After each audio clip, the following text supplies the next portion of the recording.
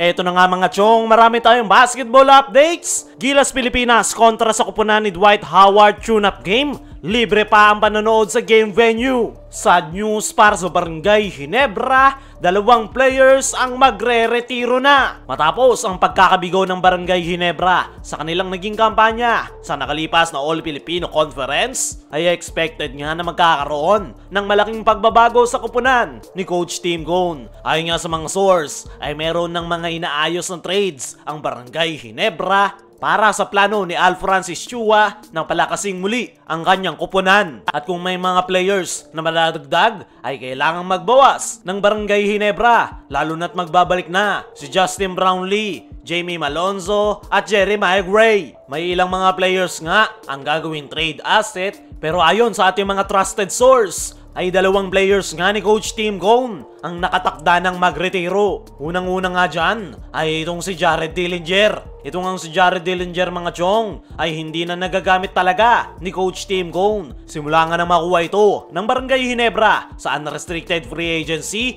ay ilang beses ko nga lang itong nakitang ipinasok ni Coach Tim Cone. Ang dahilan, injury prone na nga si Jared Dillinger at nagkakaedad na. At mukhang natauhan na nga itong si Jared Dillinger at pinaplano na ang kanyang pagre-retiro. Actually, nag-aantay pa nga ito ng contract extension sa Barangay Ginebra at gusto pa talagang manatili sa kanyang kupunan. Pero ngayon, na mukhang hindi na siya bibigyan ng extension ng kupunan ni Coach Tim Cone, ay nasa isip na ngayon ni Jared Dillinger na tapusin na ang kanyang basketball career at magretiro. Bukod kay Jared Dillinger, ay mayroon pang isang player, ang Barangay Ginebra, na plano na ring isabit ang kanyang jersey at magretiro. At yan nga ay walang iba kundi itong kanilang general na si L.A. Tenorio. Alam naman nating mga chong kung ano ang nangyari dito kay L.A. Tenorio. Grabe nga ang kanyang mga pinagdaanan nitong mga nakaraan. Pero nagawa pa rin niyang makabalik sa paglalaro para sa kupunan ni Coach Tim Cone. Pero hindi nangagaya ng dati ang kanyang performance. Napakalaki nga ng binagsak ng kanyang laro. Kaya pa ng utak ni L.A. Tenorio na maglaro pero hindi na kaya ng kanyang katawan.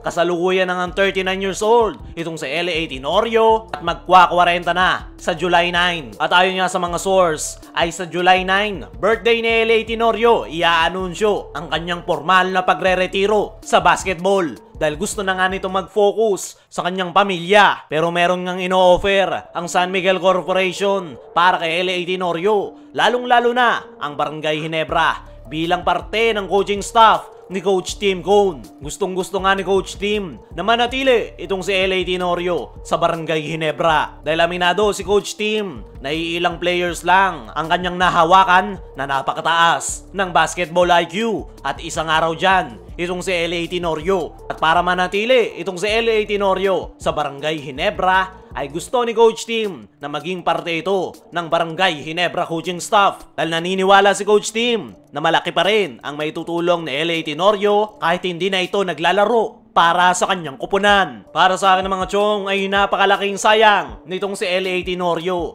Napakataas nga ng kanyang basketball IQ at napakaganda ng itinatakbo ng opensa ng kanyang kupunan kapag si L.A. Tenorio ang nangunguna. Pero dahil nga sa naging sakit ni L.A. Tenorio at nagkakaedad na rin ito, ay talagang bumaba na ang kanyang performance. Pero nandoon pa rin yung will ni L.A. Tenorio na tulungan ang kanyang kupunan. Para sa akin mga chong ay wala nang dapat pang patunayan itong si L.A. Tenorio. Napakalaki na nga ng kanyang naging ambag sa Gilas Pilipinas, lalong-lalo na sa Barangay Ginebra. Makakatulong pa rin naman ito sa kanyang kupunan. Dahil gaya ni Coach Tim, gusto niya itong manatili bilang parte ng Ginebra coaching staff. At ang may tutulong nga ni L.A. Tenorio ay ang pagmamotivate sa mga batang players. At marami nga itong pwedeng may turo dahil napakadami niya ngang naging experience. Hindi lang sa Barangay Ginebra, kundi pati na rin sa ating national team na Gilas Pilipinas. Speaking of ating national team na Gilas Pilipinas, magkakaroon nga sila ng friendly match kontra sa Taiwan Mustangs na kupunan ni Dwight Howard. Mainit-init pa nga mga chong ay inanunsyo na ng Samahang Basketball ng Pilipinas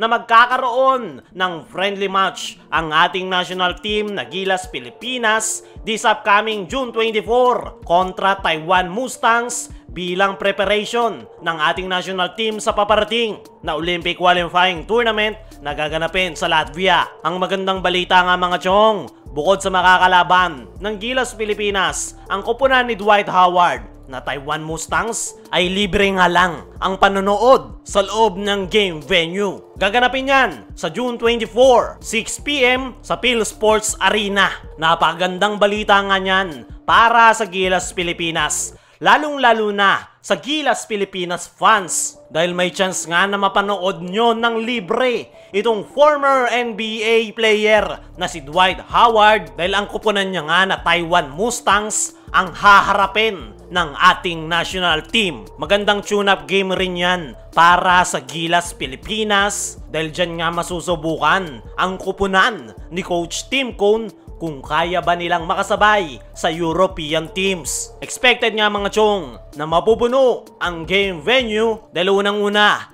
libre lang ang panonood para sa Gilas Pilipinas fans, tapos makikita nyo pa ng libre si Dwight Howard. Sa ngayon, yan ang latest update sa Gilas Pilipinas. Bukas nga formal na magsisimula ang preparation ng Gilas, kung saan magkakaroon sila ng training camp sa Calamba, Laguna. 2-day preparation bago ang bakbakan nila kontra sa koponan ni Dwight Howard.